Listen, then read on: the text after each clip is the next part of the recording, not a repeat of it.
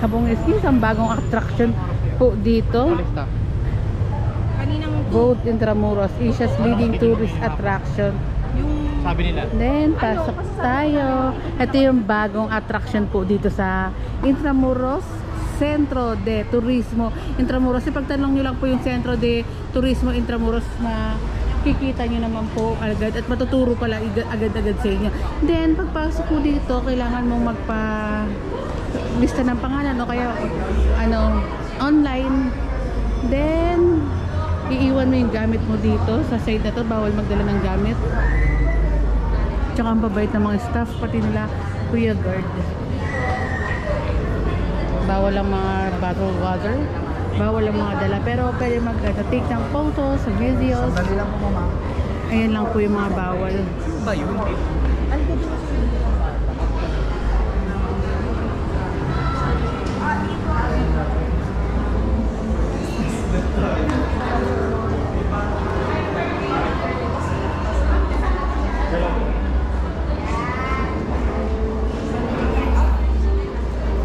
Dito naman sa side na to, ayan, may scan to vote. 5:30 exactly. Ayan yung deadline.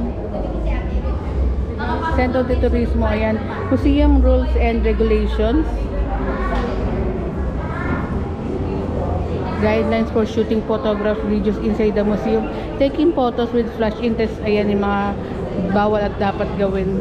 And pag 5:30 na oras ng pasok natin, papasok na tayo maya-maya. Yung mga 5 o'clock nakapasok na nga rin po. Kaya importante na magpa-reserve or online ka po. Matanong ko lang, kailan to nag-start yung Centro de Turismo Intramuros? Actually, Centro de Turismo Intramuros, formerly known as San Ignacio Church, open officially today po to the public. So, ayun, we want to invite you more. Open siya every day, Monday to Sunday, 9 AM to 6 PM, and it's completely free. Ayan, free po siya. Thank you po. Thank you. Ayan, mga kabungis, bago lang to, kaya ini-invite ko rin kayo. Layers of history have shaped the Philippines' old capital into the living historical urban landscape, which we fondly refer to as Intramuros. And ayan, we are proud to welcome you to Centro de Intramuros. At pasukin yan natin later on. And ito yung pag-build na itong lugar na to. While waiting sa pagpasok natin.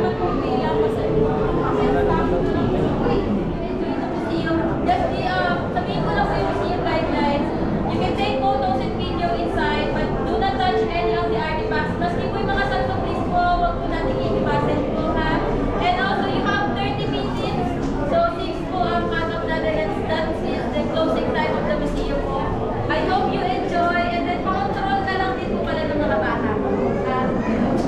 Thank you so much. You can enter na po. Thank you. Ayan, pasok na tayo mga kabungis. And bago lang to. And ayan, una mo makikita, introduction.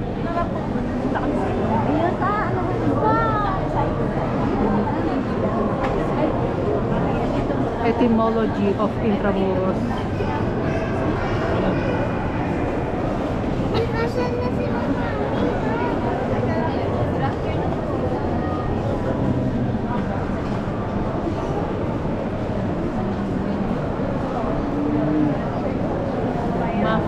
Map of Intramuros.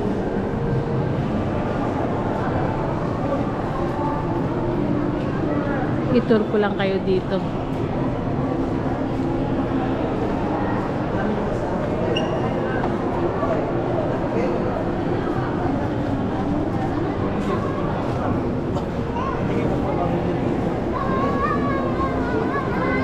And do not touch po yung mga nandito nga po. Wow.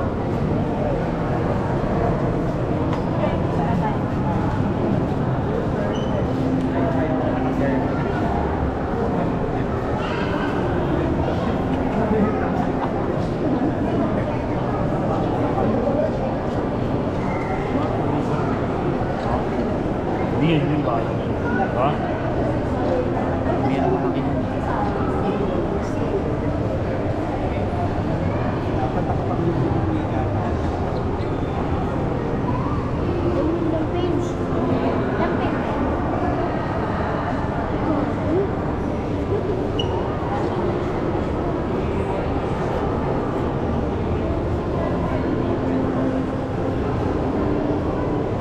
punta naman tayo dito sa site na ito. Colonial Manila.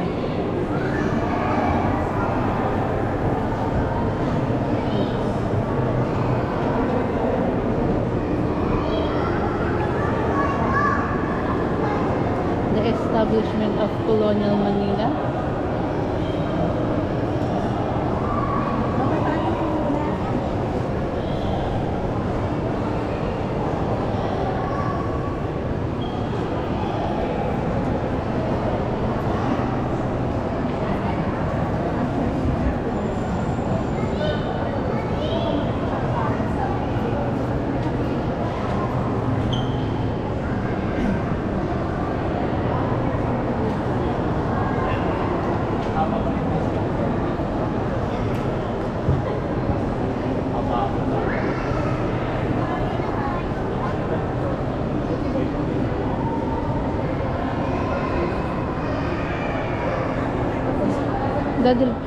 The destruction of Intramuros in the Great Earthquake of 1863. Pakita ko lang din sa inyo. Grabe, ang ganda dito.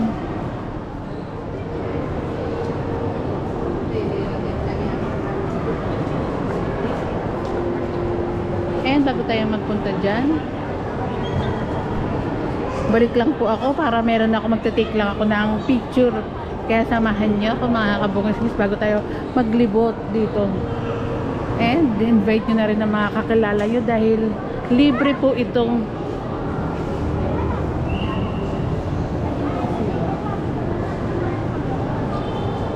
barko.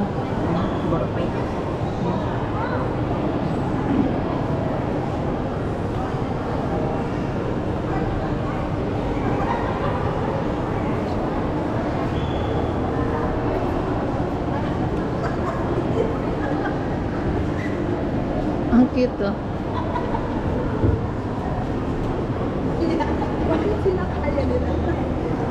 Tingnan naman ginagawa nila mga mother.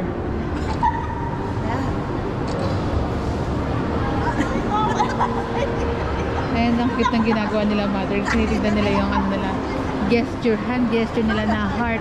Then, ayan. Ayan. Hindi naman siya. Ang cute.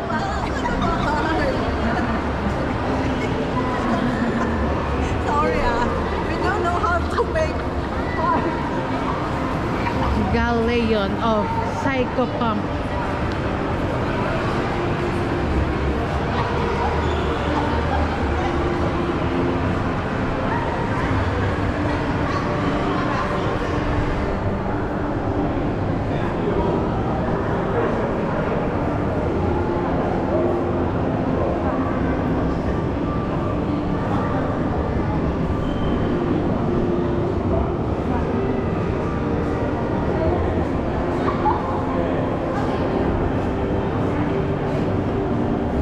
The destruction of Intramuros in World War II.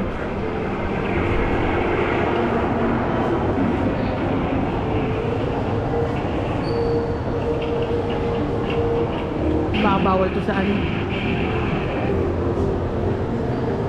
FB community.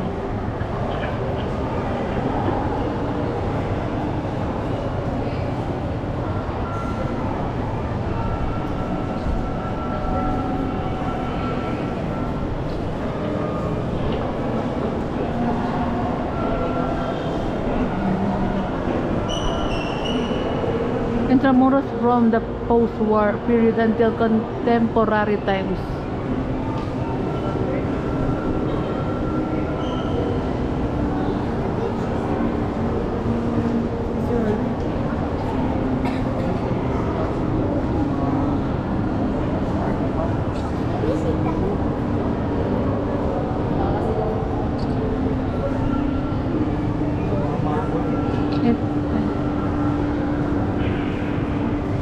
Ito naman yung mga war items, fragment and items from military ammunitions and unknown parts of artillery. Battle of Manila.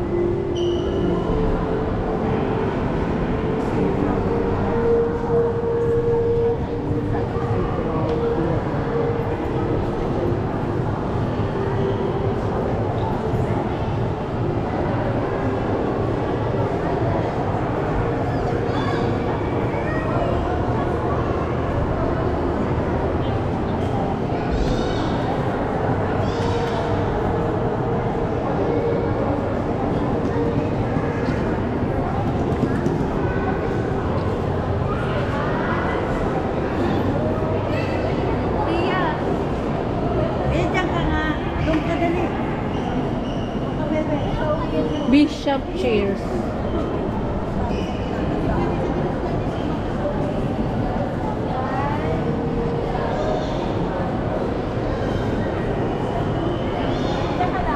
And ito Bishop chairs. Bishop chairs.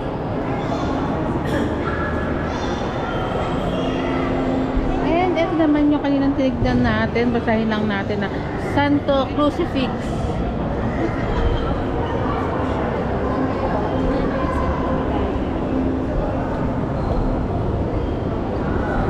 With aircon pala to mga kabungisgis, kaya ang sarap din mamasyal.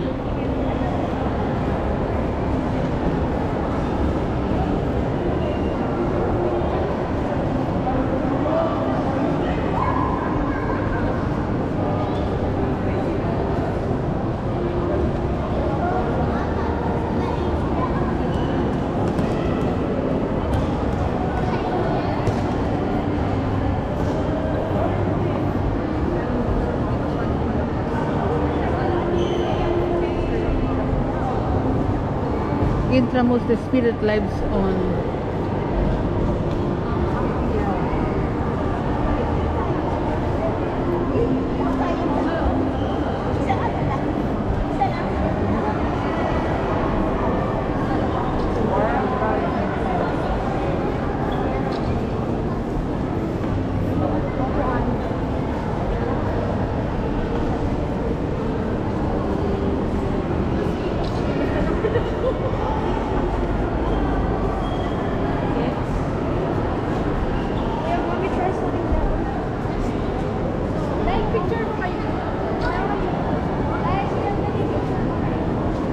And ang ano ko, meron pa yata dun sa kabila bago natin puntahan kasi 30 minutes naman ang pag-stay dito.